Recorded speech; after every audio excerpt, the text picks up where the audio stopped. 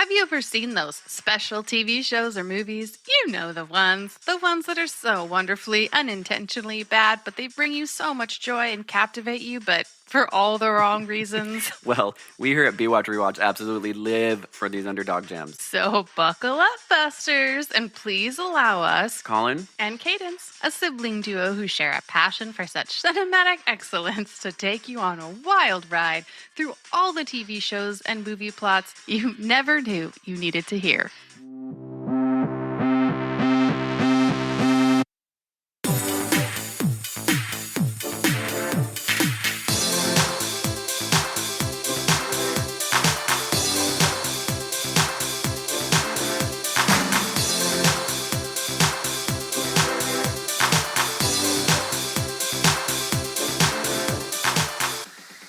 Hello, everybody. It's Colin. Hi, it's Cadence.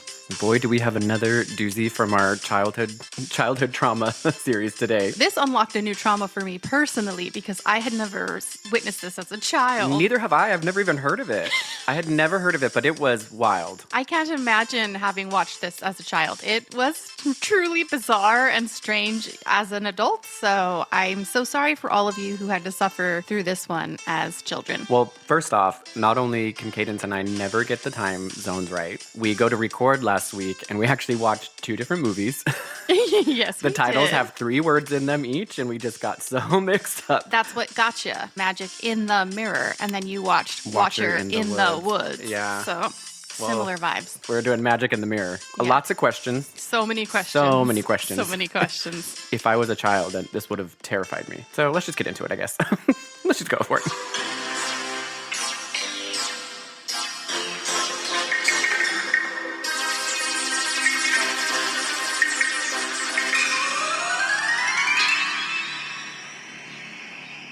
We have learned that there is a sequel to this, Magic in the Mirror Foul Play. But we won't tell you why it's called foul play. It's like foul like a bird, but we can't get into it. We can't give that away just quite yet. We'll wait one I'll sec. give you the really basic overall plot. Really, really easy. Little girl inherits her grandmother's mirror, and they put it in her bedroom, and she finds out that she can go through this mirror in her bedroom to an alternate universe.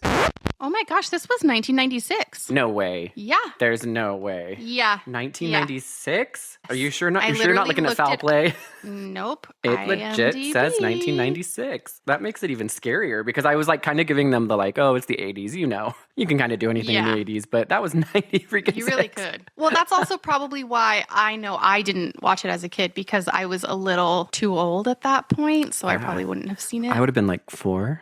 You would have been just a newborn baby. Newborn Just baby. a I probably wasn't wee even born yet. baby. I'm definitely a Gen Zer, so whenever that starts, I think it's 96. So right on the cusp. So, of course, we didn't see it. We don't even know what VHS is. Okay, so I just gave you the overall rundown. The I'm trying to figure out the best way. The world that she goes into makes, you know what? Let's just start. Yeah, there's no way to even kind of like preface it because it's so nonsensical and bizarre that then you have to set up even talking about the preface, and you can't do Nope, it. let's just- So you just have to jump. Just right enjoy the ride in. like we did when we watched it. You're just all in.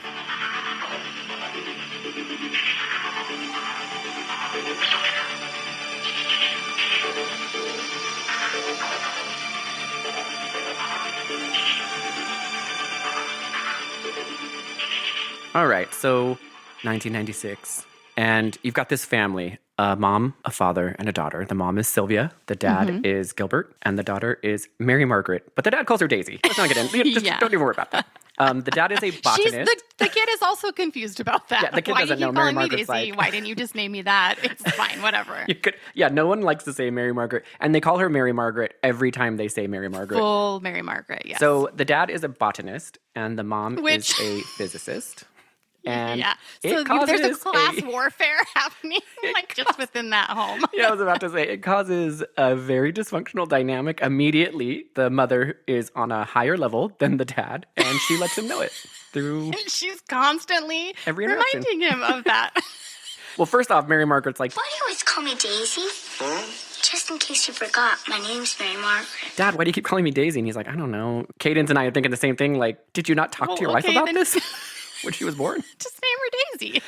I think it's really drilling in that he's a botanist. But like in the first little bit, Mary Margaret's kind of a jerk throughout this whole movie. She's a very, at least for me, she was a very unlikable little girl. I can agree with that. She causes havoc at school. She teases her teachers, which we'll get into. But constantly makes fun of her principal. Like, she is not a nice child. But not. At the same time, her mom's like that, so maybe she's learning it at home.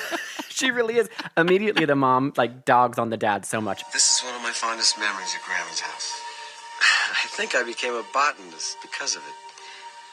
I thought you became a botanist because you flunked your physics entrance exams. Well, not everybody can be as brilliant as you, sweetie. That's true. Nobody can be as good as you, Sylvia. And you're automatically, you're like, okay, this is getting too close to home. Like, he has been fully beat down in that household. At first, I was trying to figure out, like, before they say he's a botanist, I'm like, what is this dude's job? Because he's literally just drawing, like, big, colorful pictures of flowers. But that's how botanists keep their records, I guess. They make full color illustrations in a scrapbook. If you're a doctor, you spend all your spare time drawing organs. How else are you supposed to know what these things look like? Also, if you're a chef, you spend your spare time just drawing food. That's what you do. It's really important for me to remember it's my job. So Gilbert, in the very beginning, he inherits this huge giant mirror that came from his mother, or Mary Margaret's grandmother. And it is a very magical, beautiful mirror. And they decide to place it right smack dab in the center of her room. Grandma bequeathed it to you, Daisy. And the mom already is like, It's a little much, don't you think? what is this? This is ugly. This isn't physics. What is this? Get out of here. Yeah, I don't have time for this. It's not quantum physics. She like doesn't care. It's like, this was my mother's and she's giving it to our daughter. I don't care. It's ugly. Get out of here. Only care about physics. The mom is also, Sylvia is super pretty. She's a hot mom. I was like, damn, Sylvia. She's like a model. She is. She looked like not cast correctly. She's like, what was it? Denise Richards in 007 when she got cast as like a... Tara Reid as the assistant curator. Yes. Tara Reid as the... Or Jessica Alba as the head of genetic research. As the geneticist. So we get a little bit of Mary Margaret's backstory at school the next day. When I say that she's like a little bitch, she literally makes a duck replica of the principal. That's very funny. Just like her. You've even captured that duck-like squad of hers. Yeah, and her green eyeshadow. I doubt that Miss Mallard will see the humor in this. Our principal doesn't see the humor in anything. First prize in the sculpture division goes to Mary Margaret Dennis. Oh, you nailed it. Her duck feet and her squat and her big stomach and her waddle. And Mary Margaret's like, yeah, I did. And she gets called in to the principal and they talk about it for a second. Mary Margaret is unrepentant. And then when she leaves the room, she's like, quack, quack. I know. I'm like, Mary Margaret, what is your problem? I mean, I get that there's problems at home. I get that you're acting out to be seen. But come on, you're being such a little monster. And the whole time she's talking to the principal. Mallard is totally innocent in this. The principal's just being really friendly, and she's just saying all this crazy nonsense. I understand your mother is a famous physicist? Yes, sir. She invented a ray for capturing children from other planets. That's where I came from. Really? And what planet is that? They won't tell me. They're afraid I might find my way back and lead an invasion of Earth. Fascinating. And what does your father do? Whatever my mother tells him to. I see. Who are Bella and Donna? Why don't you ask them? They're standing on your desks. Is that so? Margaret, this is a lot to unpack. You got in trouble at the principal's office, and you're talking about being an alien, trying to take your imaginary friends back to your home planet. And he's like, so how's life at home? And she's like, literally just like, my parents want me to go back to the planet that I came from. And they're worried that I'm going to run away. And I'm like, oh, boy. Oh, boy. Jesus that school Christ. counselor was like, I am not paid enough for this. I think this needs a little bit higher pay grade than what I've got to offer. Like, so I thought she was just going to say something mean about the teacher and then leave, but she's got this whole thing going on. I just inherited my dead grandma's botanical mirror, and I've got my two imaginary friends, Bella and Donna. My mom and dad fight all the time about taking me back to my alien planet because they think I'm going to escape. And my dad's not good enough, and my mom regrets marrying him because he's only a botanist and she's a physicist. Woo. So anyway, you get a little bit of a Mary. It's a lot. Mary Margaret's backstory.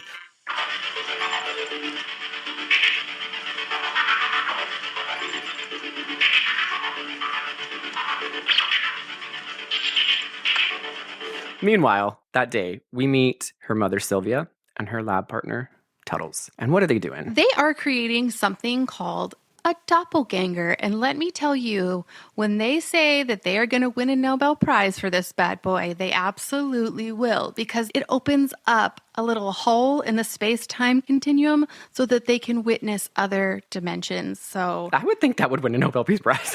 When we win the Nobel Prize, we will have friends all over the world.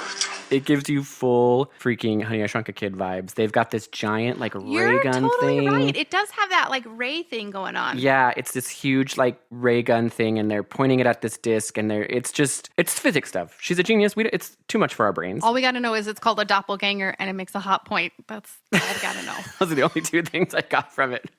And I also got that Sylvia is just very, very smart, and she's smarter than her husband, and she's smarter than everybody else. I understand that it's supposedly healthy for a child to indulge in fantasy play.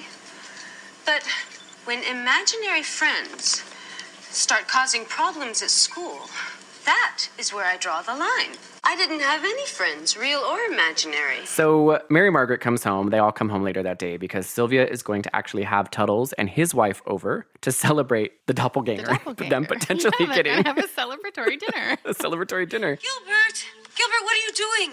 The Tuttles will be here in less than an hour, and you're napping like a grandpa. And before that dinner happens, Mary Margaret's just chilling with her imaginary friends, Bella and Donna. But as viewers, you don't see them or hear them. So it's just You just have to take her word for it. You do. You have to take her word for it. And it's kind of creepy because she just kind of looks around and she's like, you want me to do what? Hey, you guys. Shh. Dad's sleeping. You like these berries? I can't take them. Dad would freak. Okay. And her mom, you can tell her mom's just like, I only believe in science. So when you're talking to the air, it makes me really concerned. Like, she just... Yes, it's pure that way. I only believe in science. And the dad, of course, is like, well, a child should have an imagination. And she's like, no, only science. Doppelganger. Physics. Yeah. I mean, opposites attract. Obviously, Alex and I are completely different. But I love in movies when it's like so wildly opposite that it's like makes it uncomfortable for everybody watching. That's exactly Sylvia and Gilbert. It is just uncomfortable for everyone involved. And you, young lady, this is a very important night, and I expect you to be on your best behavior. It's a dinner with just 4 of them.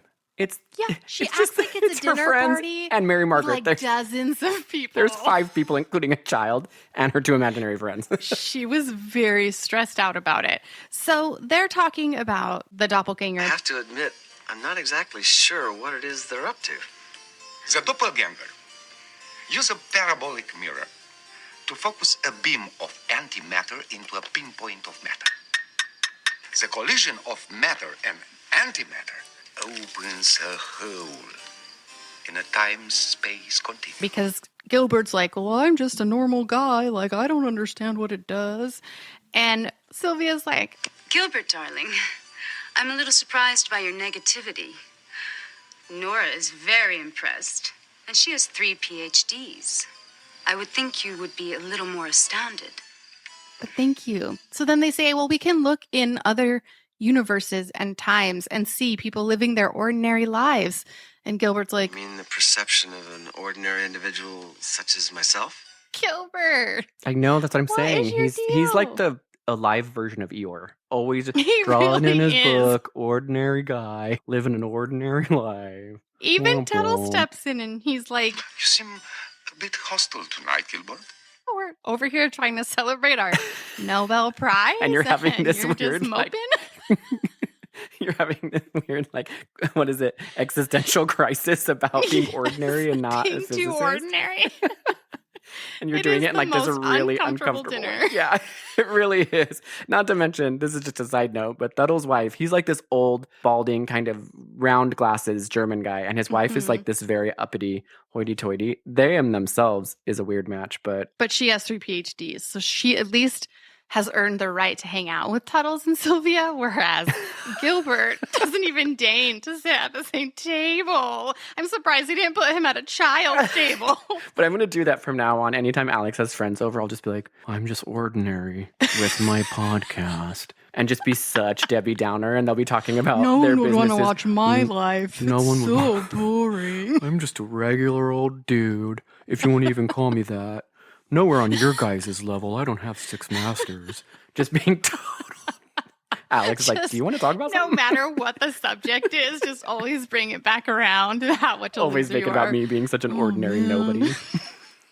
After they've gone through this very passive-aggressive situation, Mary Margaret does something once again that her invisible friends have told her to do, which results in a shenanigan at the dinner table. My dress! Oh, my goodness, Nora. I'm so sorry. Mary Margaret Dennis, what do you think you're doing? It wasn't me, it was Belladonna. I have had it up to here with your imaginary playmates. But really, it was. It hits Tuttle's wife, and she's like I said, oh, she's got 6 PhDs, never. Yes. So she gets very upset about that. But in my defense, in Mary Margaret's defense, she was trying to say that even though she was a total bitch today at school, she still won first place with her duck art That's of the very principal. true. She hand-carved that duck figurine with Miss I forgot Mallard. to say, I was like, that is a beautiful mallard duck with a human head. Like, you Yeah. did not carve that as an 8-year-old child. I even put this in my notes, and I don't know if you paid close attention, but at school, when they are showing all the entries for the art competition, they are magnificent. Oh, I'm like, this gorgeous. is not 8 years old. It's like clay, woodwork, canvas paint. Someone made like a full tree with pearl pears, like emerald leaves. Someone does not have access to children. A Fabergé egg. Thought? One of the kids brings a full Fabergé egg. He's like, well, these are different diamonds to represent the Russian tsars. Like, it was nuts. It was absolutely nuts. I was like, someone has no concept of like age appropriate art projects. Mary Margaret would have to have been working with some major power tools to carve that mallard duck of the principal. And then hand paint it. Yeah, she would have had to have a full palette of different kinds of paintbrushes. And I mean, yes, she's making fun of the principal by making this duck figurine of her, but the duck figurine had the principal's face, but it was very detailed. It was very beautiful, and it won her first place. If my kid brought home art like that, I would be like, you are a genius. I know. Gilbert's like, they don't have that at my school. I can never make a duck like that. I'm just a normal guy. I don't know how to woodwork. But Mary Margaret is like, First prize. Big deal. They don't care. Nobody cares. they just don't care. They're just like, Mary Margaret, get you and your filthy imaginary friends at the frickin' house, okay? You're embarrassing me. You're ruining this dinner party of 4 people. One who's a close friend. Sylvia is beyond pissed. She sends Mary Margaret to her room and she goes, the mother, Sylvia, says, But this whole situation is starting to give me nightmares. Sylvia, cool it. such Maybe an the hole you're creating in overreaction. another dimension, maybe that's what's bringing the nightmares. maybe your source of stress is not what you think it is, and it's actually coming from the quantum leap you're taking.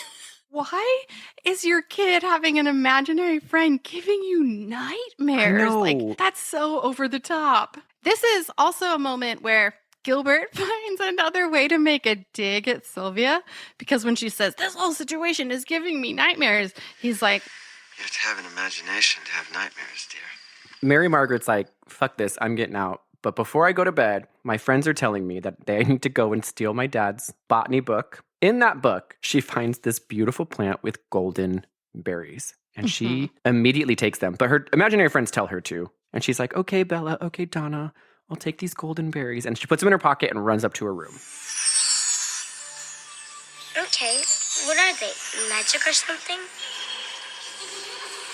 The way home?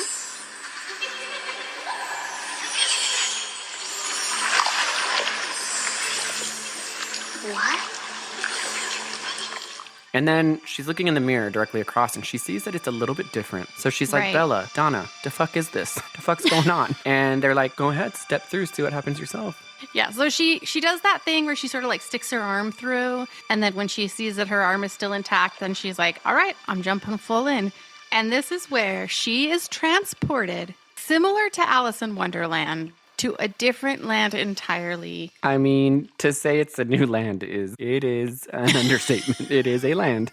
And it would be terrifying. She immediately wakes up in this weird cave thing, and she sees this sleeping person, and his name is Tansy. because I thought it was Pansy for the longest time. But he's like, did you ever watch that movie, The Santa Claus? Well, I know you didn't because you're a Grinch, but with Tim Allen. No, the old one. Yeah, I've seen that one. Remember the head elf Yes. that like gave a lot of people their sexual awakening?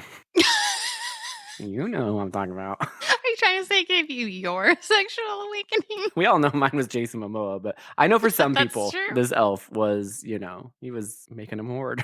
I absolutely have never associated that elf with No, anybody's sexual awakening. Oh, yeah, he was a huge sex symbol.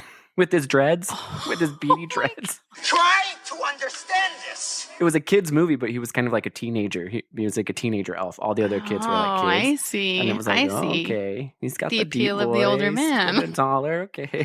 Okay.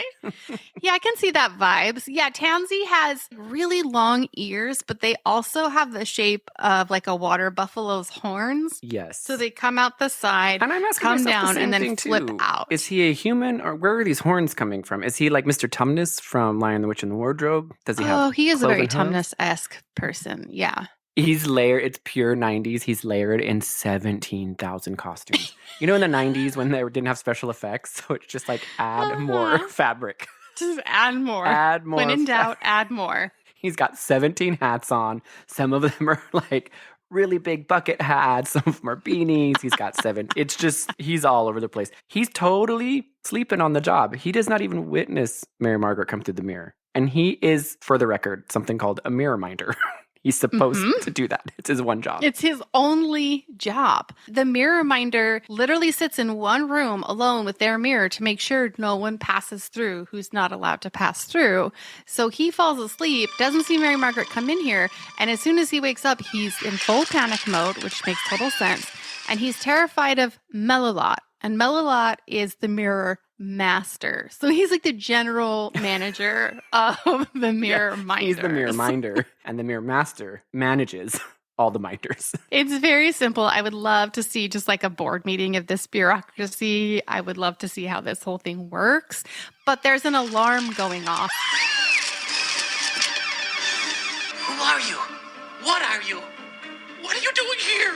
What do you mean, what am I doing here? This is my bedroom. What are you doing in my mirror? This is my mirror, my room, my responsibility. You're the intruder here. What is this? A dream? No.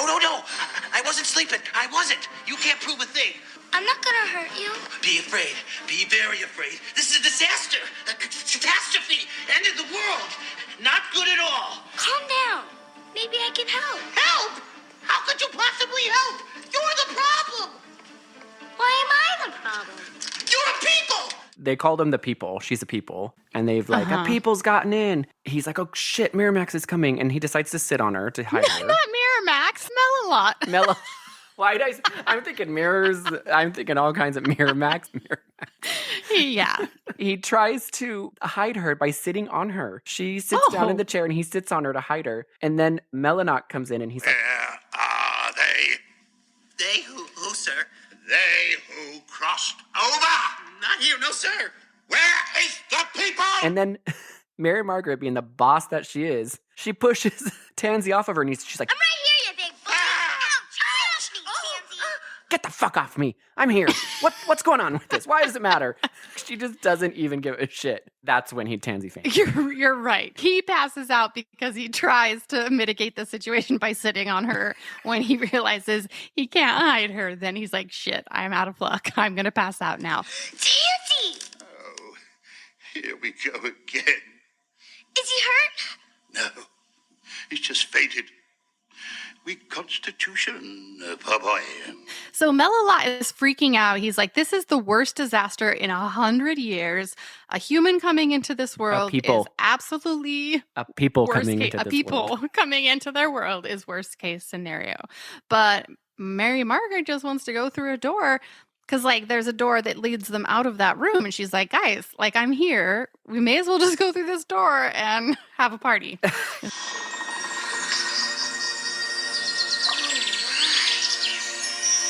She's not nervous, nothing. Well, she also says she doesn't want to go back home because no one cares about her. Yeah, So she's she's like, whatever's through immediately- that door in front of me is better than whatever through that She's mirror behind immediately me. ready to commit her life to this new parallel universe. It's true. They're like, go Not a back through thought the mirror. And she's crosses like, her no. mind. I made a duck of my teacher. My parents didn't even care. I'm ready to run away. And I they're won like, first place hand carving that bad boy, and not a word was spoken to me. bye. See you later. But I don't want to go back. Nobody cares about me there. I want to stay here. Yeah. And so she has to basically, they're like, it's a disaster for you to be here. There's going to be consequences. But there is a loophole, which is Spectrum code 34.7. No request for an audience with the Queen shall be denied.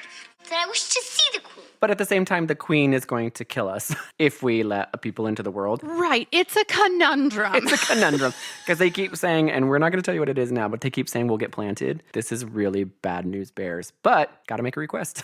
You want to see the Queen? Then the Queen you shall see. But mark my words, you may live to regret it. So come along. Mary Margaret does not give a shit. She doesn't care about She's any not of their scared. rules. She's like, let's go through that door. Let's see the queen. It's going to be Let's better go. than the parents fighting all the time. So Right. I'm open to it. I know, and her whole reaction is like, so she's not scared or anything. She's just like a boss the whole time. Like, I don't really like her. She's probably 8, 9 years old, kind of bitchy, but you know what? I gotta give it to her. She's a no-nonsense gal. Get me through the door, get me to that queen. Let's figure this out. So come along. We've got a long and perilous journey ahead. So when they exit that door, they walk into a field and there's hundreds of other doors just like it. And then you realize, okay, so there's a mirror reminder for every single one of these mirrors. These mirrors are all over the people world, and they've got a lot of mirrors to watch over. Do we know why we have a portal into the people world if you're not supposed to go in and out of it? Do we know why golden berries bring you into the other world? Because we did forget to mention that the berries that she stole from her grandma's book, those are the only thing that allowed her to go through this mirror. And they never really say like why botany has anything to do with this, but I guess only botanists have the mirrors and only botanists have the keys to this other dimension because they know about the golden bear. So I guess botanists aren't so useless after all, huh? Someone go tell Gilbert. Sylvia? Someone go get Gilbert. He's like justified in his career. He's like, I did it. Okay, so they have to go on this journey to request the audience with the queen, right? There's only one other thing that scares Mullalot and Tansy Oh boy. more than boy. anything else. This even is the where idea childhood of being trauma comes planted. in. This took I was up until this point I was like, okay, this is kind of a quirky movie, but boy. Okay, so they are terrified of a species called the drakes, and the drakes are led by Dragora. Dragora! Do I know why in this imaginary wonderland, in this different dimension, that there has been this Dragora usurping power from the real queen, and like how that has happened and the internal civil war of the Mirror Minders? Blow over No. that. I want to know Forget about Dracora's it. backstory. I really do. Because I had a lot. just- That's when yeah, a lot so of questions much. came through my mind. I was like, okay, you're going to see the queen who's going to plant you guys. So she's already pissed. And then you do have Dracora, who really is causing a civil war in this world. Yeah, she's claiming to be the queen. She's like, no. This other lady, whatever, she'll plant you, whatever. Me? No, I'm the real queen here, guys. And she's I'm a the real queen. full-size duck. Her and her army are full-size The people. drakes are full-size ducks, human-size ducks. And they're terrifying. Terrifying. Drakes? A society of tea-drinking caffeinated fruits, led by an unscrupulous witch by the name of Dragora. But this is not even the worst part, okay? Dracora. Oh, God. She's a twisted son of a bitch, right? She loves to sit around all day with her army and drink tea because she's a queen. Queens drink tea. Well, what is the tea made out of? Boiled mirror minders. She takes mirror minders and boils them. ties them into the a bag. bag like a potato sack, boil them alive, and then makes tea out of them, and then she sits around and drinks it. Tea, Swanson! Bring me my tea! But humans, that's the best type of tea you can get. Oh, she's Dracoria jonesing is for some jonesing human for tea human so tea. hard. And she keeps talking about when I was a gal, human tea was the best because they boil the humans longer. They boil them. They steep the They steep humans them for longer, so and they it have creates a fuller tea. taste. So she is dying to get some boiled people tea in her duck mouth. And when they drink the tea, they all go,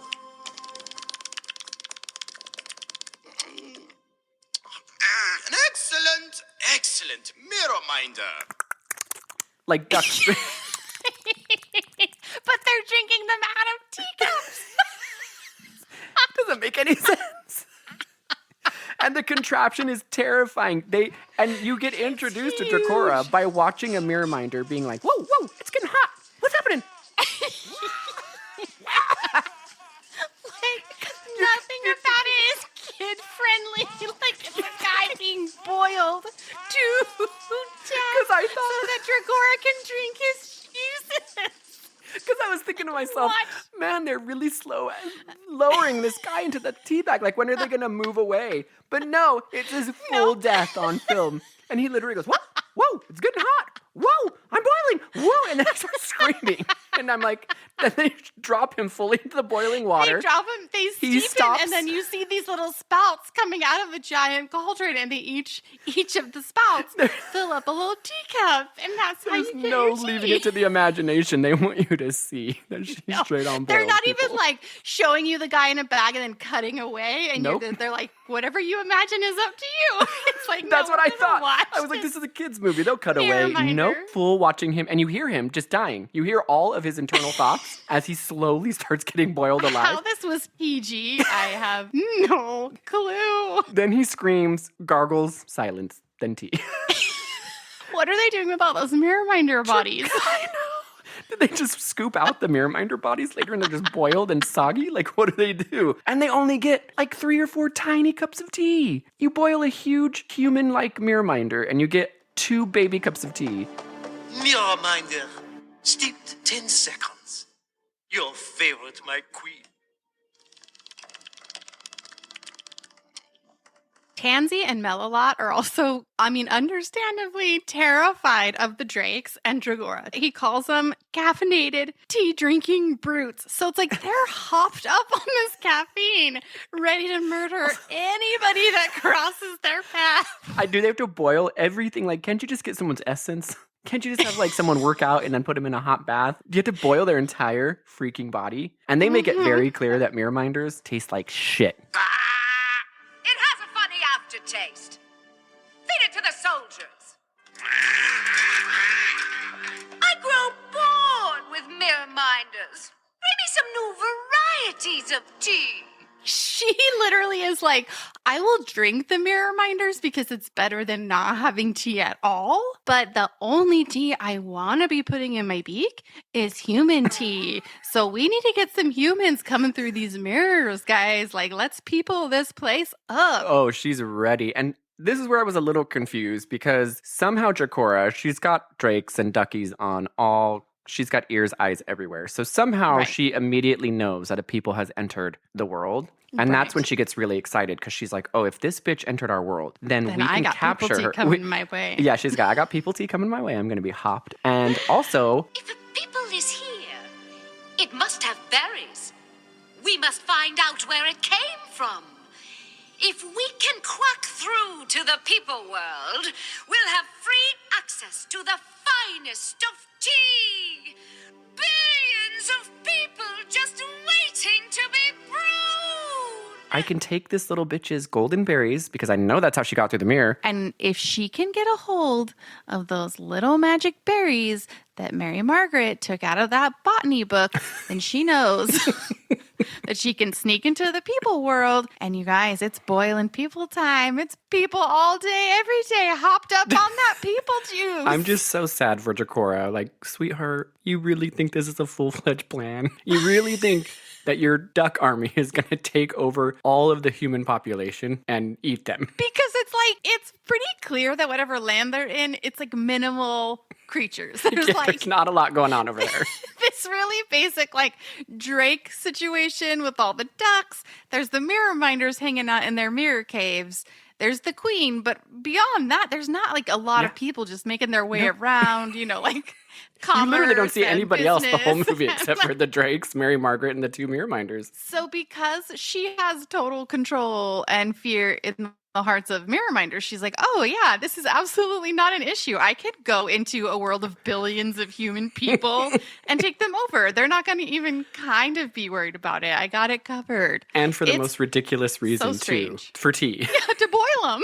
To boil them. How fast are you going to act? Or it could be really spooky and Dracora starts having like mirror minders like snatch kids that's sleeping at night. That's bring them true. in and then boil I was them. going to say you probably couldn't invade the people world all at once. You would have to do a situation where you were like kidnapping one at a time. But then again, you only have so many berries. And so you can only make that trip a limited amount of times. Yeah. You either steal multiple kids at once or you be really selective about that kid that you want to boil alive for that tea. Do some research. Dragora does not have a plan. The other she thing really doesn't. That's like her actual plan is to do that, but I don't think it's like well thought. Like Dracora, sweetheart, we got to talk about a couple of things. Let's talk about the logistics. She thinks it's brilliant. She thinks it's like flawless. The plan is flawless, but it's not. It's many flaws. But I think I had like several thoughts also going through my mind because, as you said, they drink their tea with their little duck bills, like in their teacups. But they're all dressed in human clothes. Mm-hmm. So, like, she's wearing a queen's dress and the Drake army's wearing, like, army gear. And I'm like, okay, who's processing all these duck clothing? Like, it has to be specifically tailored to the Drakes. Like, who's doing that? Someone's got to be doing that. Sweatshop. I'm also like, is your Drake army just solely satisfied with their life's work to be paid in tea? Do they earn money? Like, is it like that what good that they're like, oh, I'll take a little teeny tiny cup of tea because all she keeps promising is tea. And I'm like, you don't have money, like any kind of monetary system where you pay for goods and services. Like, does every duck instantly want to kill people for tea? Like, do they have their own consciousness? What's going on? Oh yeah, one of the duck generals is German, and I'm like, where does this? How are we doing this? I love it too. I don't know if you noticed, but like when they showed Dracora's like castle, it looks like a home from Phoenix. Like it looks like an average house.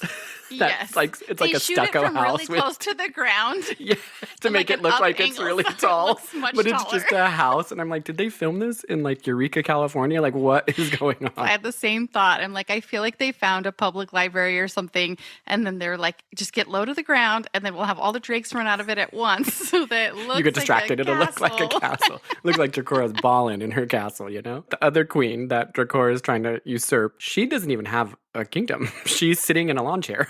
Out. Oh, absolutely. That was the other she doesn't question. Have any was like that other queen, Queen Hyssop, is the true queen of this world. That's where the Civil War has come into play but Hyssop's got no worries. Like she's not at all like, oh, Dragora is this evil duck boiling mirror minders taking over the kingdom. She's just like, I have literally got nothing on my mind at all. Why the hell isn't she intervening with this? Like she literally works directly with mirror minders. She's the queen of them. Yeah. She's not a little bit pissed that this crazed duck is snatching them and boiling them. Yeah, she's not like, oh, hey, I heard a rumor that there are mirror minders going missing she just because the drakes are boiling them. She's just sitting in that backpack.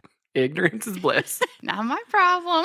I'm still the queen. So good. Does not give a fuck. Sitting ducks, Majesty. Oh, pardon my metaphor. We must find the people child before it reaches Hyssop. We'll take its berries and steep it for a full minute. A rare treat, Majesty. So Mary Margaret and her two little mirror minder friends, they just have this instant bond, like, you know, in movies when it's just... Well, they're her new parents because she totally left her human world. She immediately made them her parents. Yes. They have this emotional bond where they would literally do anything for each other. And I'm like, you met this little bitch. She popped through your... She almost got you fired. And not only did she almost get them fired, she has been lying to them. And you know why she's lying to them? Because she's a little ornery little biatch. She's an ornery little biatch. And they go, hey, Mare Marg. Hey, MM. Girl, homegirl. Now that we're on this journey to go see the queen, you don't happen to have any of those berries, right? You told us many, many, many times you don't have those berries. And she's like, no, I mean, don't. They checked multiple times. Really? Asked her. You are sure. Look in all of your pockets. Do you have any berries? And they were Mary Margaret's like, nope. Yeah, she like flat out looks them right in the face like, no, I don't have any. What the hell are you talking about? Don't have anything. Let's go see this queen. And the reason they're asking her this over and over is because they know that Dracora, she's jonesing for those berries so that she can enter the human world and steal kids and boil them. And they know if she gets around Mary Margaret, it's like a She done gets deal. even one berry in her little duck paw, her Little wing duck feather. She will wreak havoc in the human world. And so they're camping out, and Mary Margaret's like, remember how I said I didn't have any berries? Well, I do. I absolutely do have a pocket full of them. I'm so sorry I didn't tell you sooner. Tansy, Yes? I have a confession to make. I do have berries. Oh, you do? Oh, Fibber, Fibber, Fibber! Quiet, Tansy. You heard what Melot said. Oh, Fibber, Fibber, pants a quiver! I'm sorry, Tansy. I was afraid to tell you because I took them from my father's study, and I was already in so much trouble. Understandably, Tansy and Melilot are freaking out because they're being tracked by the agile drakes of Dragora's army. Just picture, if you will, a full-size human 6-foot person as a duck with a big paunchy little duck belly and a little duck waddle, duck feathers, also dressed in human clothing on top of that. Very bulky. Very bulky. Disproportionate Also covering wings. They have the the babiest. feather, yes. It's like They're tiny. the director was like, give them penguin wings, but smaller. So they've got these tiny little baby flappy wings that are so disproportional to the rest of their duck bodies. You can't fly with a bunch of army medals on your army medals. I know on the your general is flying with like 4 purple hearts and a gold star. I'm like, oh my And full God, on how boots. are you in? And the actors are like, obviously, they have to pretend like they're flying. And you can just tell, you can see in a couple actors' faces because they're Like, obviously ducks. You just see their eyes. What is my life? Trying to flap their little baby wings. And the thing that really made me laugh was that you could tell that the cameraman shot it from the ground, right? So he's like shooting from the ground, looking up towards the ducks so they look higher. And then he tells them like, lean as far forward as you can without falling over. Just sort of lean forward like you're Because you only propelling ever see like yourself. from their belly button up. They're literally over So a table. you just see their torso and their arms just like leaning forward, just flapping. It's so funny. And I would have paid so much money just to watch everyone on that set be like, what Why are we doing this? We're flying We're in flying human clothes. to We're attack a huge kid to ducks. boil her. Who thought of this movie? So they are tracking them. Because Dracora, like I said, she got eyes and ears all over this world, right? And she knows that the people's there. So turns out that they find them immediately. Well, they're in the sky. They can see instantly everything find down them and below. they go, there they are. There they are! I saw them just an instant before you, your quackliness. Excellent reconnaissance, my queen. This goes to show Mary Margaret how much of a little freaking heckin' chonker she is. And she just takes off. Does not give a flying fuck about the mirror minders, right? She's bye. Hey, people, wait for me! Melilot, Yeah. he gets caught immediately. Ah! Mirror Master Melilot, what a pleasant surprise! Swanson, Dabble, and the foul Dracora. I shall make you a most pungent and disagreeable. Shut up! I look forward to it, Mirror Master. She finally is like, well, I guess I should go. I guess this all was my fault, so maybe I'll go back and try to save him. Tansy, wait! We have to save Melilot. What if they hurt him? We'll feel really bad. She does. In her mind, she's thinking she's going to go save him, but she has no idea what the hell to do. Well, and also, Melilot's only defense when he gets caught is like, okay, you can boil me, but I'll be the bitterest tea you ever He just starts had, making joke's so on many you. threats about being.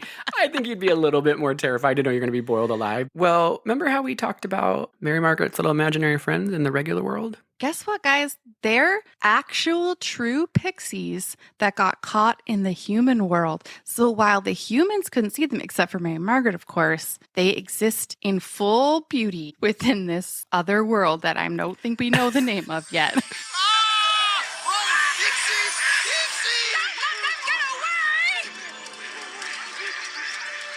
Tansy, come on, now's our chance.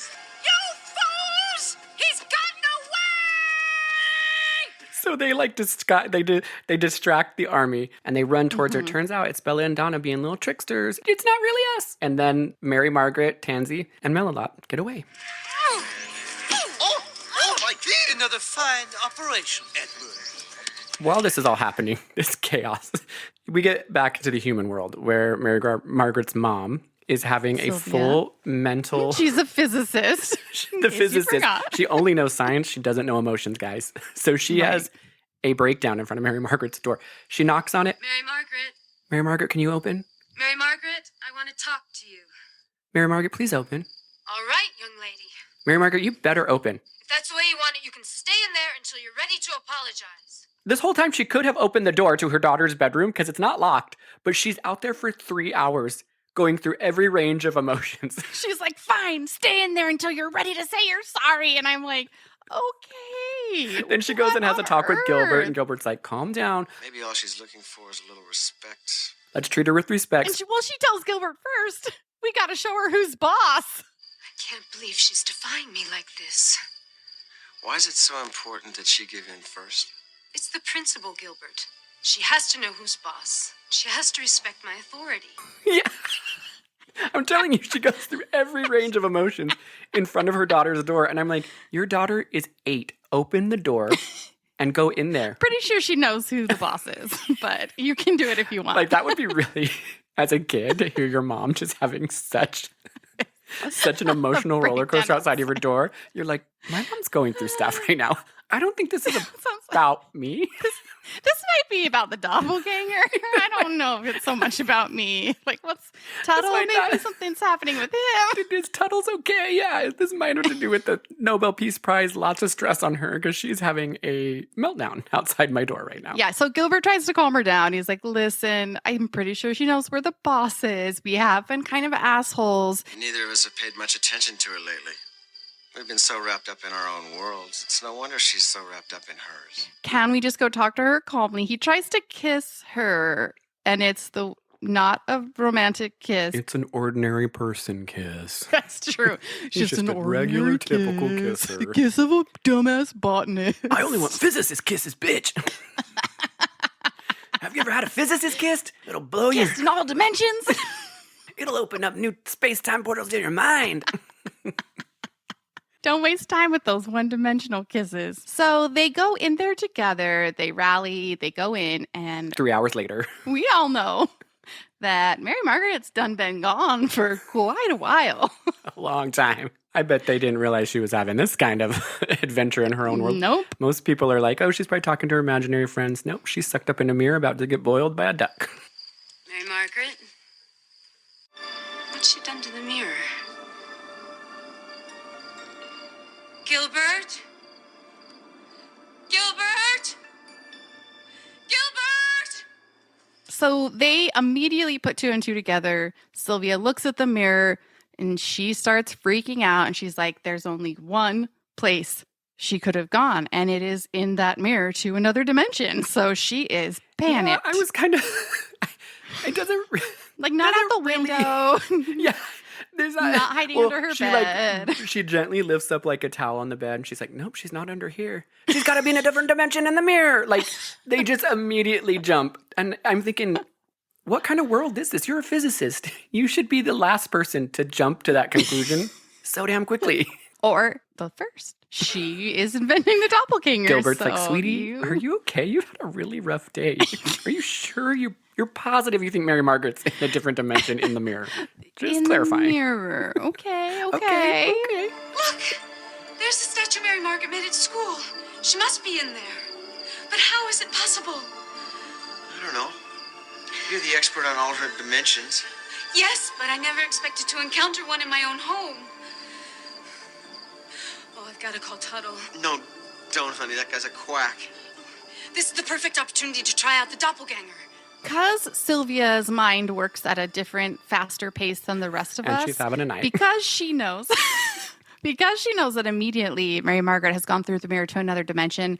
She knows the only chance they have of getting her back is the doppelganger, obviously. She doesn't even think twice. She's really jonesing to use that doppelganger. She's in the mirror. Let's go get it. She literally runs out of the room, and Gilbert's like, what are you doing? And she's running down the hall. You can hear her voice, gotta get the doppelganger, gotta get it. It's like, oh, she's too excited to use that. So she tells Gilbert, like, or Tuttle, stop by our doppelganger office, pick it up, we'll assemble it here, bring it immediately. We got to get through this mirror. And Tuttles doesn't even ask anything, like, why? What are we doing? Nothing. She's like, my daughter's trapped in a mirror, just bring it over. And he's like, yeah, oh, cool.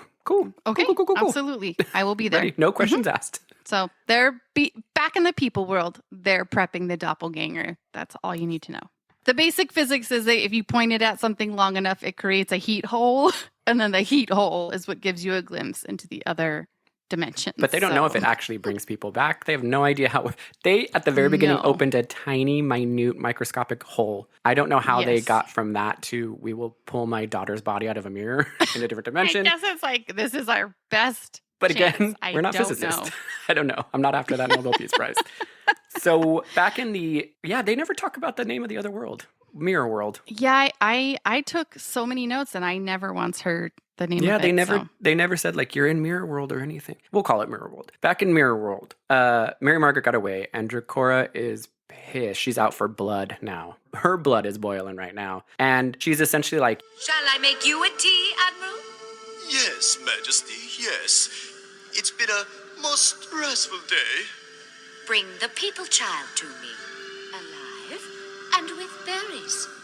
Or I shall make you a fine tea, Admiral, steeped a full 24 hours. You better go out there to her little duck army. She's saying, you better get the fuck out there and you better bring me that girl back. I need to taste some human tea. And they do. She's drinking whatever tea. Like, she's made some kind of tea, probably another mirror minder. Yeah. But she is drinking it like it is heroin. Tea!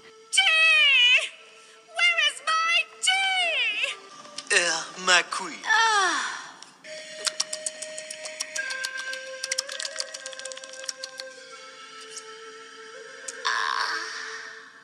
She's hopped up on that whoop chicken. She's making all kinds of crazy. She absolutely is crazed. So at this point, she's like, bring me that child. Bring me her fucking mirror berries. I'm going to boil her up, and then I'm going to use those berries. I will not take no for an answer. Yes, I go now to defeat the people. Majesty.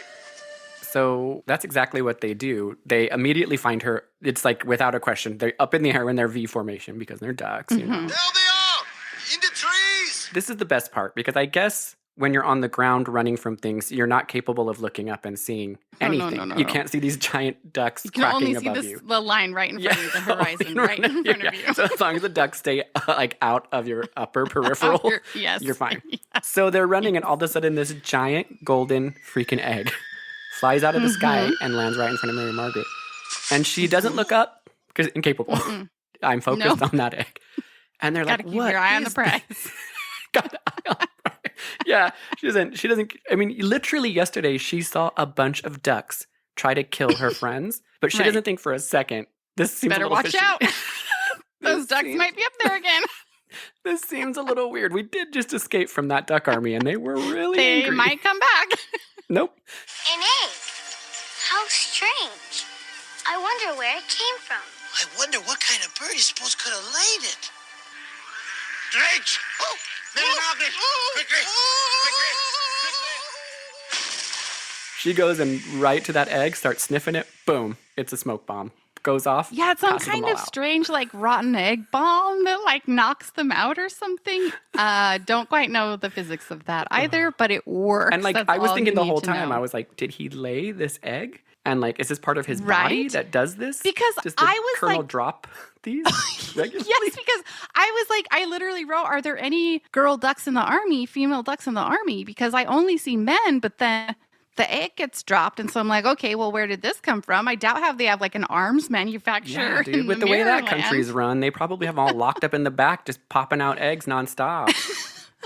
I do not even want to know how the women Dracora ducks wants get. to be the only woman.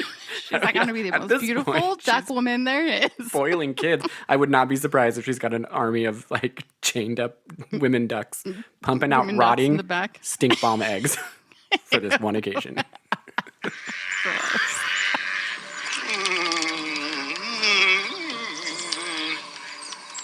love the smell of duck gas in the morning. My compliments, Admiral. These new smart eggs give us a true tactical edge. As we've described, the ducks themselves, the drakes, are terrifying.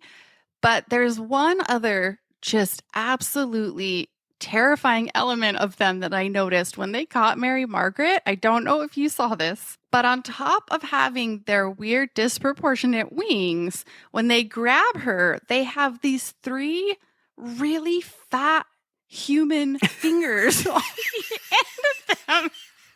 It is. I don't think I asked any questions. I was like, yep, that's duck anatomy. That checks out. Because you're not thinking, like, how would their, like, little baby duck feathers actually get anything? Have you ever felt a bird's wing? It's like a paper. But it makes sense that maybe they're really 3 really strong feathers. But I swear to Jesus, there's little fingernails on them, like I did like not a notice giant. that. Yes, go back. I guess I and just look thought at their it. wings were just shooing them into. Because at one point you can't miss it because he grabs her and puts his little 3 fat fingers like on Mary Margaret's shoulder because he's trying to hold her in place before the queen. And I'm like, what on earth is happening with I guess his I would have noticed hand? that when they were drinking their tea, but I never did. I saw only feathers holding up that cup. So it just made it so much weirder that there's this weird hybrid thing happening, like kind of wings, but then also just a little bit of a human finger on the end. Don't worry about it. They do capture her, and now she's back at By Dracora's. her, we're saying Mary Margaret. Sorry, obviously. and Manalot and Tansy. Melalot and Tansy. Melalot, I cannot freaking say I know, his you're name. having trouble with that. So this is where things get really dark again because they take a turn. Dracora does not give a shit about any. I mean, she wants that tea as fast as she can. So immediately she's like, "I'm gonna boil you and take your berries." And Mary Margaret's like, Mary Margaret's got that degaff attitude. Well, what have we here? That's mine! Silence, people! People is plural. I'm not a people, I'm a person. My name is Mary Margaret. Yes, at long last, I have berries! Now, if you would be so kind as to tell us which mirror you came through. That's none of your business, you big ugly duck. I'm not a duck! I'm a drake! Why, you featherless little... Just for that, you'll be first for tea. Yeah, do whatever you want. I don't care. Like, she's just not acting like, bitch, you're about to get boiled. Do you understand that? You're about to be put in a burlap sack. She's just like, and boiled. quack, quack, bitch. That's her attitude. Mary Margaret's attitude the whole time is like, she's got this little fucking stuck-up attitude. She got no fear. Yeah, she's got no fear until they actually put her in the sack and start lowering her. Mhm. And that's when it clicks to Mary Margaret, like, oh, I'm about to be boiled. Shit, I really wish I would have negotiated a I should have just said I had bit harder. It's tea time, my loyal servants. Prepare yourselves for the greatest delicacy. Papal tea! And after we've drunk our fill, we'll be off to find the mirror. Steeper, Swanson! A full 60 seconds! With pleasure, your quackliness. This is, and I don't know, you might have to explain this to me because I was having a hard time understanding. Because if I'm understanding it right, it's actually really, really sad. So she's being lowered down into the water. She's in the bag. Very, very slowly. She's starting to be like, what is that on my, I can feel heat. You know, it's like really setting in. And as a she's viewer, you're starting like, to oh my panic. God, this is... They're trying to boil a And child. it's also claustrophobic because it's her view from inside the bag. So Right. She's in a giant knapsack, like tea bag, potato sack, rucksack, stressing whatever out. you I wanna mean, call this it. is stressing me out this whole time.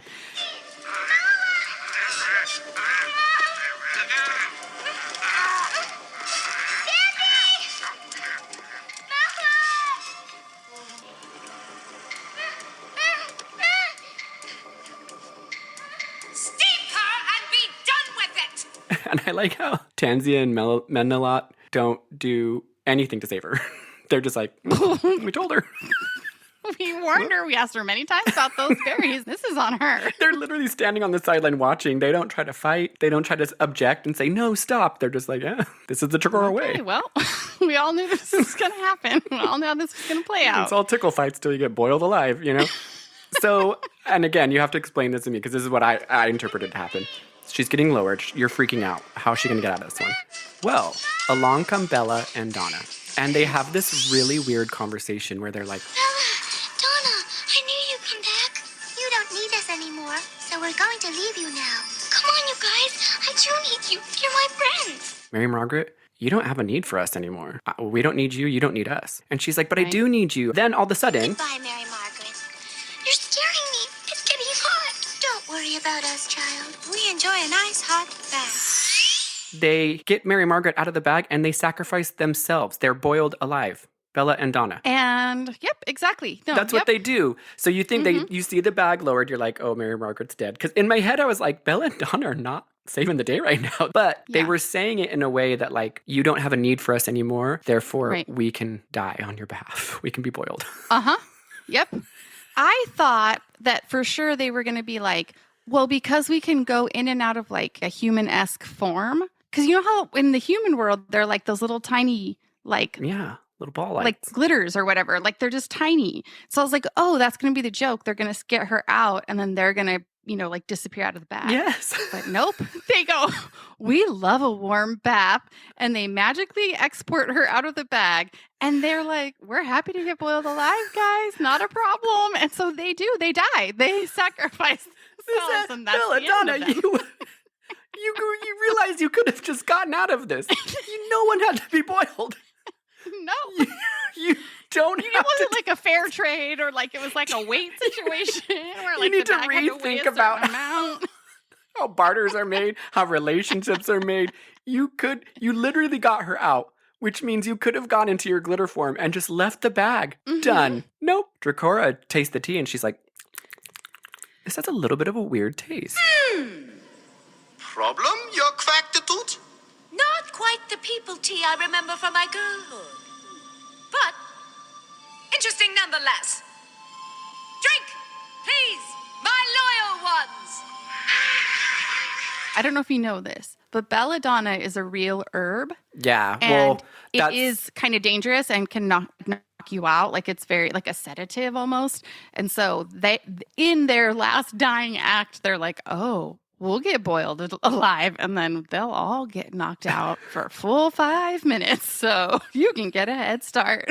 I don't even know if Belladonna knew that that's the effect it would have on them at this point.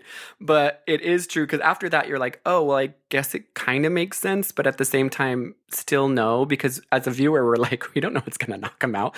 We just see two fairies get boiled the hell alive. This is crazy. Belladonna, sweethearts. They died. Like, I truly thought they're going to come back. Nope. And be like, haha, like, or that they were immortal in the sense that, like, yeah, we'll get buried, we'll make them pass out, but then, or boiled, we'll make them pass out, and then we'll come back and be like, suckers. Like, but no, that's it. You never see them again. You could have gone in your fairy form and just picked some belladonna root and put it in that tea bag instead of yourself. You don't have to do this, girls. You don't have to kill yourself. You just got back to your realm. They've been trapped in the human world since the great grandma had the mirror. Sweet babies. This escalated quickly. You did not have to do that. And Mary Margaret does not care. Oh, yeah. She's just like, doesn't even thank mourn. you so much for saving me. Doesn't even say thank you. No. Doesn't even shed a tear. Right. She doesn't even say thank you. She's like, Tansy, Melilot, let's get the fuck out of here. Let's go. Let's get the fuck out of here, guys. If I was a child and I just saw my two, she had a whole relationship with them her whole life. Yeah. Her two imaginary friends just boiled themselves alive for her. And she's like, bye. We have a head start. Let's go. I'm not a cheat. My friends saved me. What friends? You don't have any friends here but Tansy and me. Bellylot claimed it wasn't our duty to save you. I mean the pixies. Bella and Donna. Belladonna. Why, that's the name of a plant in our world. A very powerful plant. One taste of it and then You get knocked out? Yes. All right. So Mary Margaret, Tansy, and Melilot, because of the noble sacrifice of Bella and Donna, they escape Dragora's castle / house in the woods. Well, hold on. Just real quick, side note. Before they escape, they do try to steal the berries from the queen's pocket. They do. You're right. But the queen wakes up from Belladonna's curse and she goes,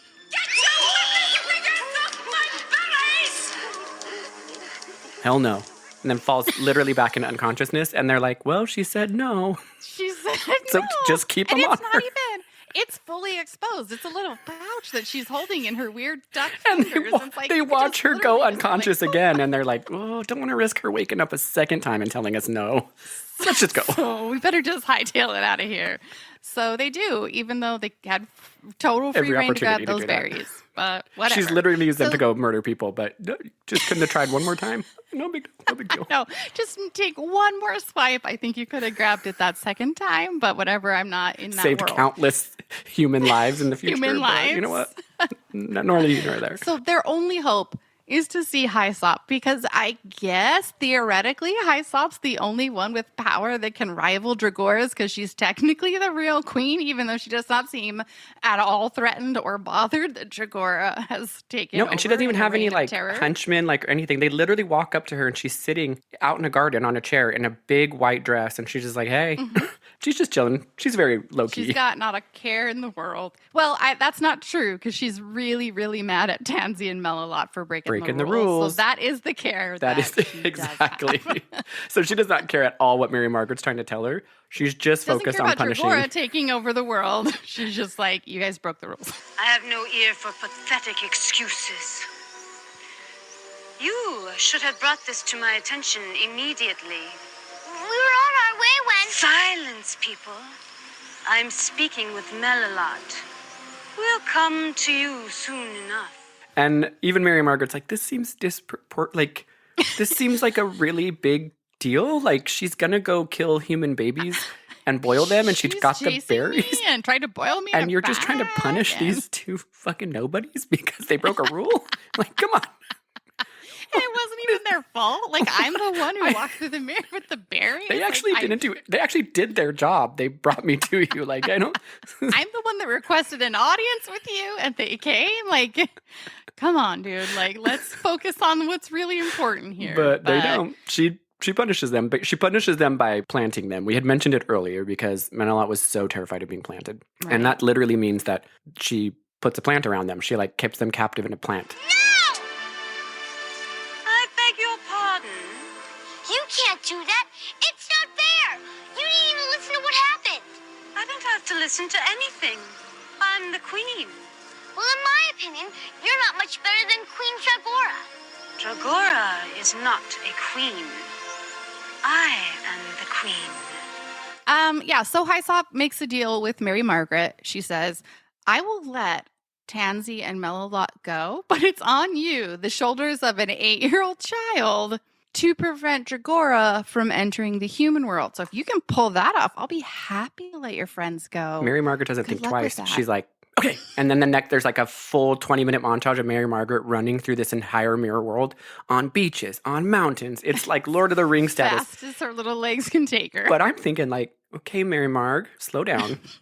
You literally have no idea how to do this or how you're going to do it. You don't talk it over with the queen. How do I do it? What do I do? Nope.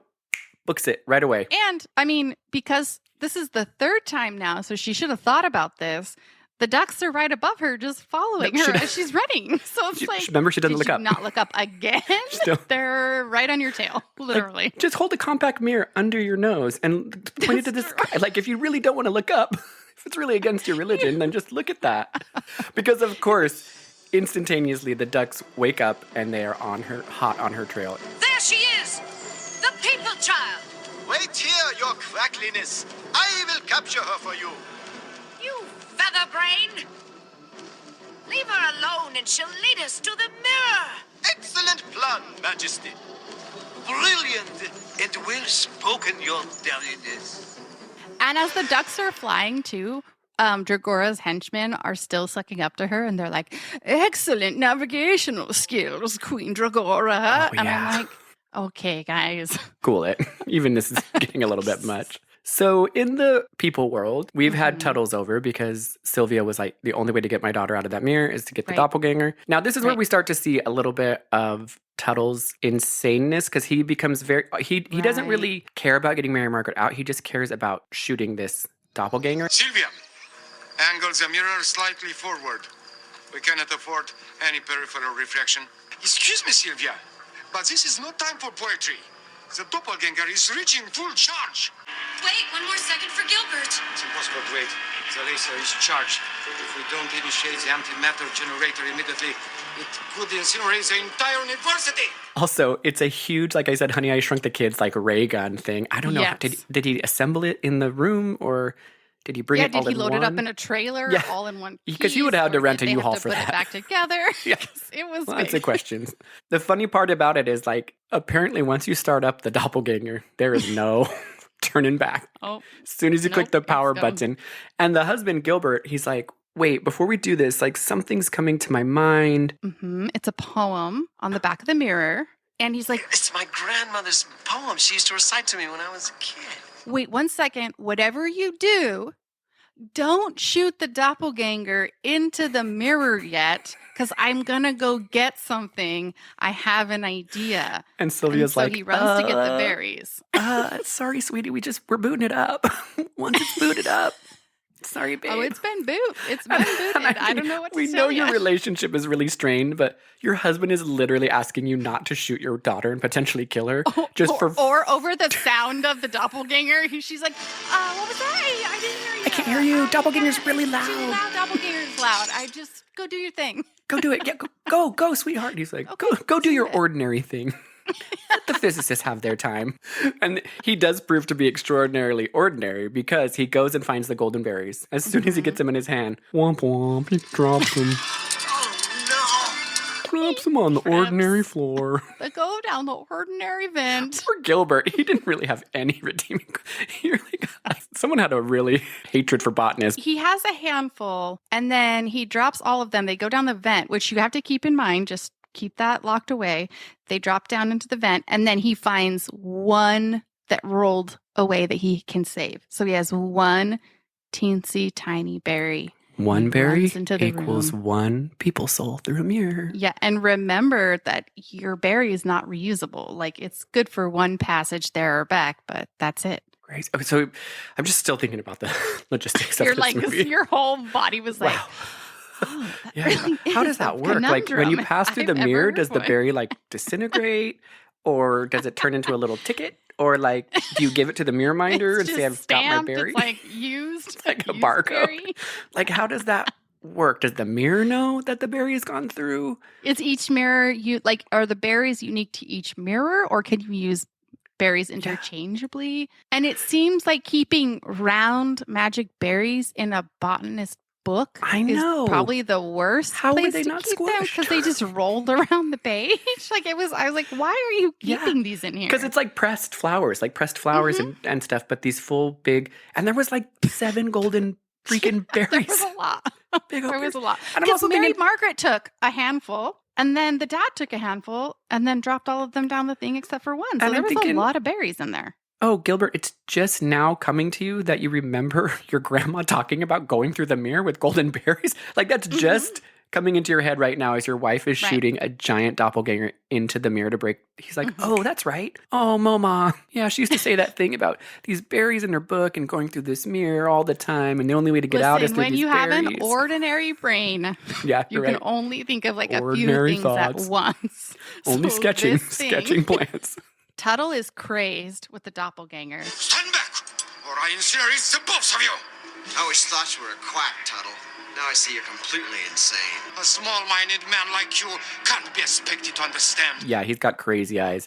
And Gilbert's like, dude, remember how he said, like, don't do anything until I come back? Like, Well, Gilbert does the one non-ordinary thing, and he punches Tuttle. and he punches Tuttle, and then Sylvia gets behind the doppelganger gun. Now we go back to Mirror World, where Mary Margaret still has no clue how she's going to stop Dracoa from going into the other world. Remember that little place that we said, like the little caves that the mirror minders were at? Yes. They go back to that. Obviously, the Drakes are following them. Dracora's hot on Mary Margaret's tail. Mary Margaret can kind of see her parents on the other thing, but she can't get through the mirror. They can see her, and they're like, With one berry, you may pass into the world inside the glass. This is the key. There's only one berry left. I'm going in for her. No, Gilbert, I'm the one responsible for this. Let me go after her.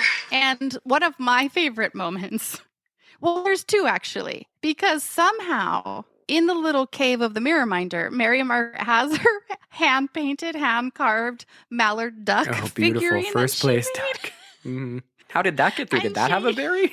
That's what I'm That need a saying. berry to get We through? have no idea where that came from, but she uses it in self-defense and throws it at one of the big Drake guys.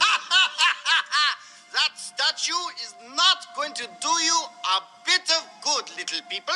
Oh, yes, it is. And then she tries to leave the mirror, and then at that moment, Dragora grabs her, and so they kind of like both shoot. Imagine sort of Mary Margaret doing a piggyback on Dragora. She's sort of like on her back, and then they're both coming out at the same time. And so at that point, Sylvia wields the doppelganger, and it's ray gun, and she goes, Mary Margaret, duck! Duck! Roast duck. and shoots her with the ray gun. Dragora is she flies out of the Mirror Minder cave. Oh, she gets her she's- good. I'm pretty sure she's boiled now. Like, what if that was just the customs of their world? Like, she knows nothing about this world. She could have just killed someone completely innocent. That person could have been giving her child a piggyback into the human world. I know. Like, That for person all could she have been knows. like, this is how we transport around here on ducks' backs. Here's your berries. They are crazed to shoot that Didn't stupid ask doppelganger. any It takes over their questions. mind. Just nailing Gotta left do and it. right. Gotta do it. Tansy runs in. Congratulations. Menelot. No. Dead person after dead person. Every person coming in, the mom's just, A trail of bodies into the human world, just hanging through the mirror, half in, half out. Belladonna. They're like, we're actually not dead. Mary Margaret's like, Mom, please stop. Stop. These are my new family members. Please, it's my daddies. They adopted me because you guys suck. More people, retreat! Retreat! How are you here? The same way you are. Berry Express.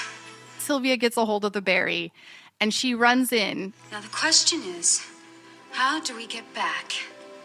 We can't, Mom. The only way back are the berries.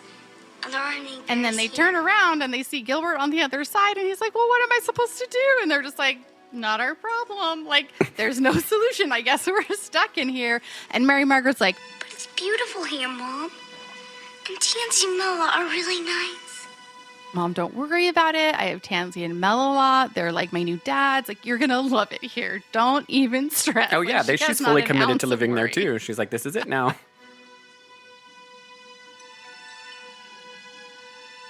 Mary Margaret and Sylvia, her mom, are now in Mirror World. And like we said, they just commit. They're like, all right, well, that's it. They don't have a second thought about it. Gilbert's literally on the other side like, what? And they're just like, bye, We live sorry. here now. We've got 2 new dads and best friends. She immediately starts holding hands with Tansy. It's the mom, Sylvia. Looks over her shoulder. She's like, She just waves at Gilbert. this isn't very ordinary. Bye. Looks like I got something extraordinary. Tansy slaps her ass. And that's how the movie ends. And Gilbert's just on the other side like, oh boy, being ordinary sucks. And that's how it ends. No, obviously, that is not how it ends. I did it, Your Majesty. I stopped Dragora from crossing over. We did. My mom and I. So Dragora has dropped the berries because she got burnt. She got fried. She got, roast ducked.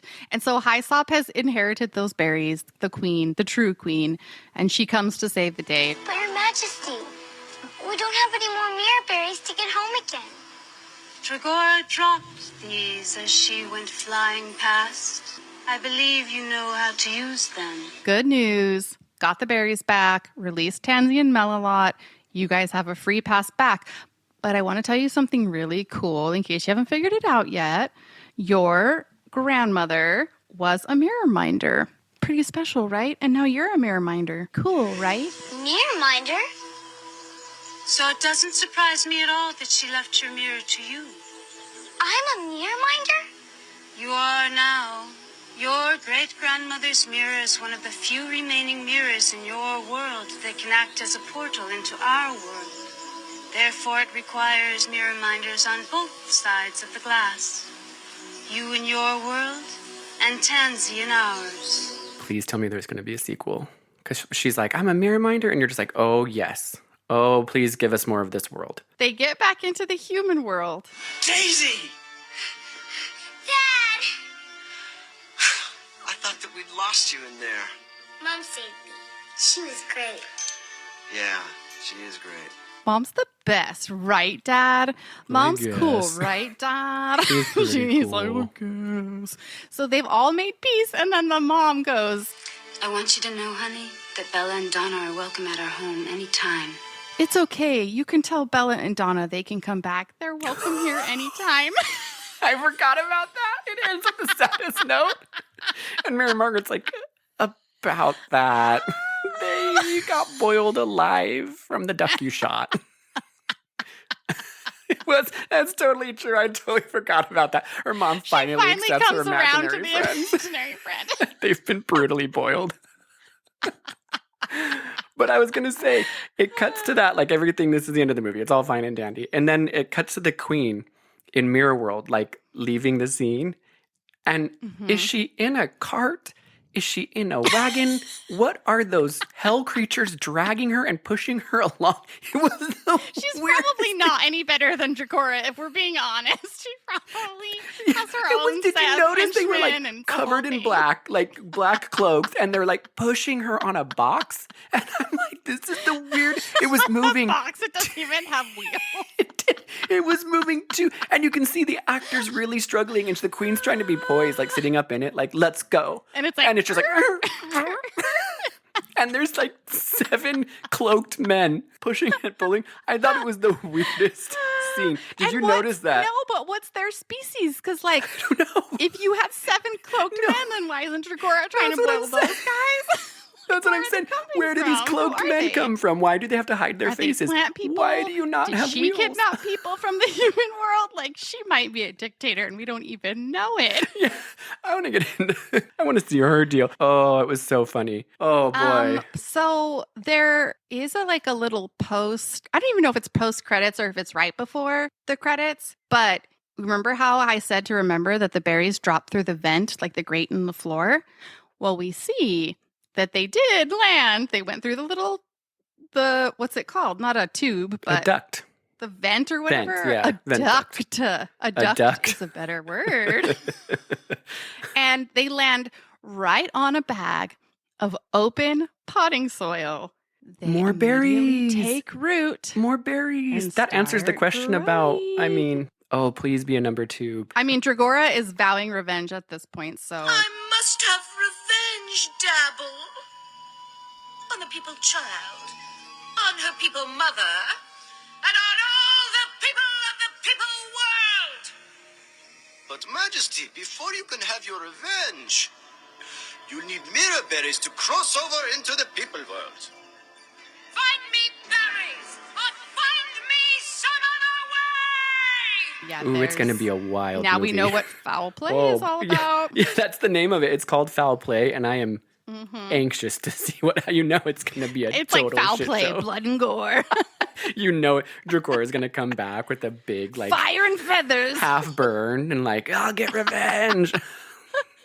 Like when the Terminator's like, you can see half of his like machine face. It That would was be this movie we talked about at the beginning. Like it was bonkers, and the acting was terrible, and Mary Margaret's character was so unlikable. But it was like weirdly entertaining in the worst way. Like I didn't hate it. I was just more like, I can't believe this got made for children. Even as a child, I would have so many questions. Like, I want to know more about Dracora. How did she get that middle-class fancy house that she lives in? Why is she so addicted to tea? Where did this happen? Why do they like tea? Why can't they make tea like the regular way with plants? And are the drakes, are they native to the Mirror Land, or Yeah. did they come in from one of the mirrors? It's like a from Narnia another thing. place? It's like the Snow and they, Queen. Yeah, and they like took over, or were they just like full adult size ducks that realized Yeah. like, oh well, we could also Do have they have power. baby like, ducks, and do Lysop's they not come doing out of anything? stinky eggs, or do they hatch, or do they have the clothes on? Who's making the clothes? That's what I was the textiles were the thing that really had me Beautiful thinking more than textiles. anything was like, who is creating, because the ducks only have those 3 fat, weird fingers, so they're not able to do You can't stitch operate a work. sewing machine with those. There's no way. So who's making all these fine dresses for Dragora and all the army clothes and all the medals? Like, where's that coming from? Are there ducks in a mine somewhere mining the metals? Like, Are the come on. pixies still there? And can they help people? Or were Bella and Donna the only 2 pixies left that unfortunately got boiled alive? Like, there's lots going on. I want to know if there's other creatures and stuff, because it really was ducks, mirror minders, and queen. One queen. Oh, and now the little sack guys that push her cart around. You okay? I just got like a really weird tickle in my throat. It like came out of nowhere, and it was like one of those ones that you like can't suppress. And I was just like, Yeah, I saw. I thought you were joking. And there was nothing I could do about it. I'm like, you okay? it was literally so. Could you imagine if I really was choking and you're just looking at me from across the ocean? You know, it would like, take me 15 I'm minutes to by realize. myself. I'm all, haha, You're you just really committed to watching that me bit? slowly die. Really committed? Okay, get up. We're still recording. You're full choked. Everybody chokes in every TV show and movie. There's choking, but like, well, I did choke, or actually with you that one time when I was there last. I choked on a big old piece of steak. Gosh. And you were like, and I was like, yeah, I walked away to do it. And you're like, that's how people die. They walk away because they're embarrassed. Oh, I do remember that. I do. I was thinking of that other house you were in this last time, and I was like, I don't remember that, but I do remember that. I was like, that's why people die, because they get embarrassed and they try to leave, and then they die. That's in another exactly what room, I so you did. don't leave. I just forgot to Don't chew a giant piece of steak and sucked it down. And I was like, oh my gosh, I'm legit choking and I'm going to die on a piece of steak. No. So then I left the room. Oh, it was scary though. It's a scary thought, choking. Because like, so scary. I was trying to drink because you're like, oh, I'll just wet this whistle, slip it right down. But it'll just come right back out. No, it just comes like right when back your throat, out. yeah. The gullet can't open big enough. It's very scary. Well, the first time I ever almost choked and died, I was in San Francisco, had a night out. I had gotten this really, really crappy hotel first time. room. Yeah, the first time. I've only ever choked twice, and that's why it's funny, because they happened like within 6 months of each other. But I came back to this really crappy hotel downtown. I was like a bargain deal. And I remember that I had a burrito from the night before that I put in my little mini fridge.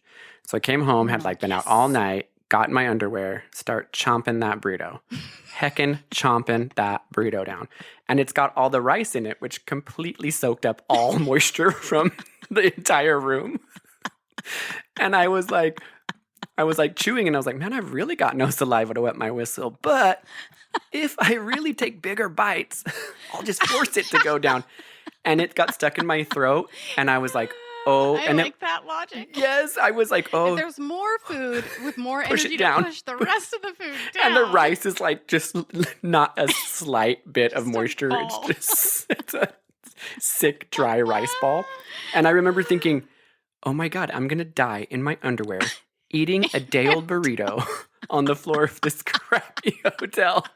And people are going to know. They're clearly going to know I died eating a burrito. And I was like, Yeah, you can't hide that. It's like, I'll die with the burrito in my hand, still rice coming out of my mouth. And I was like, oh, this is it. This is how I go.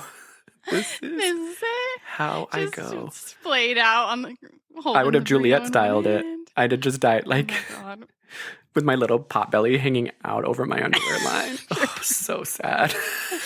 Crawl to the phone, just try to call the front desk. Help me. Oh, but it was very scary. Like, no joke. I was No, like, it is very scary to choke. It's because you realize very quickly, like, I have no control over my body right now.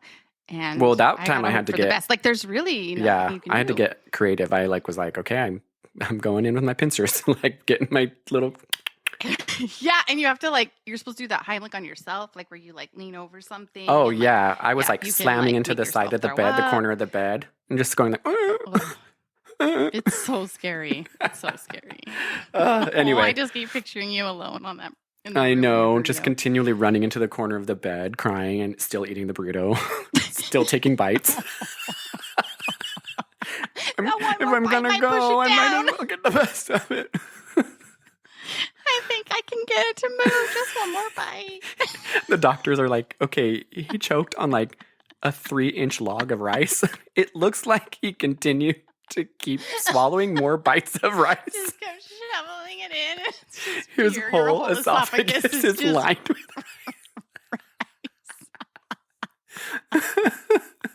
we're going to say that he did this to himself. He had every opportunity not to have It this almost happen. seems like he wanted to fill his whole throat up with rice. Like maybe He was trying? It looks like he ran ferociously into the corner of the bed to give himself a Heimlich, but didn't let go of his burrito. Held tight to that burrito. That would have been, Alex would have died. He would have been like, if that's the one way for you to go, I can't. He wouldn't have gone to my funeral. He would have zoomed in. The body. Anyway, all right. That was Magic in the Mirror. We hope you enjoyed. We will see you next time. We'll see you next time.